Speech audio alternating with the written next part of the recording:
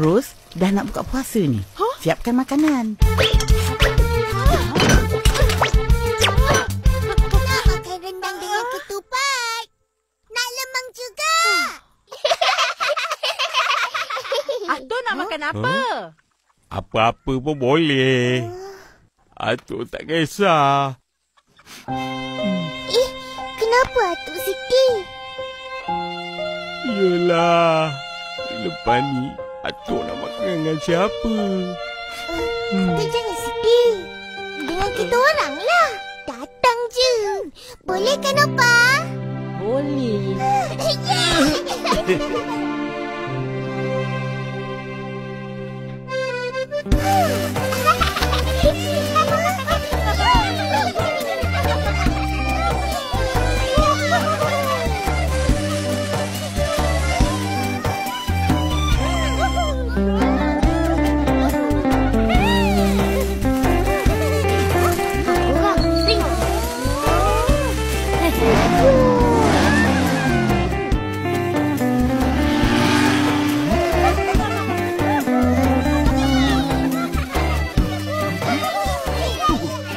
Baik-baik main.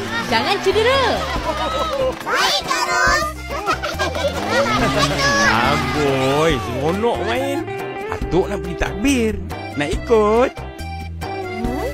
Tak nak. Tak tu.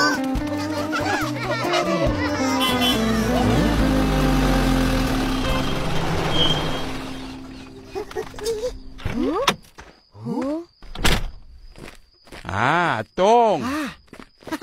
Lu atas sini. Apa hal? Alangah. Wah, ada surprise.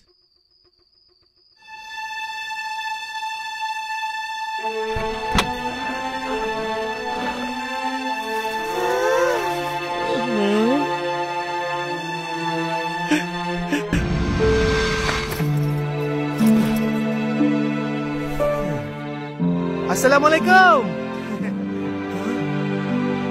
Apa bagus? Aduh.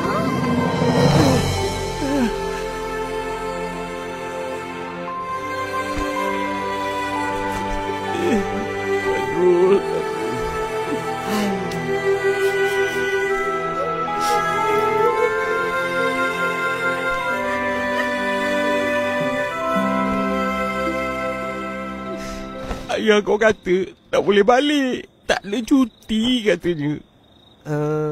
Betul lah tu. Ayah suruh Badrul balik seorang. Jadi... Tada! Satu kejutan untuk Atuk. Bertuah punya cucu. Asyik balik. Kalau tak, abang jadi cucu derhaka. Iyalah. Biar Tok Raya seorang-seorang. Kesian. Mana ada. Tiap-tiap tahun Atuk Raya dengan kita semua. Betul. Cuma tahun ni lagi bermakna raya tu. Sebab dapat raya dengan cucu jauh dan cucu dekat. Betul. Abang, marilah main sama. Korang main lah. Abang nak ikut Atuk. Badrul ni ikut Atuk. Main.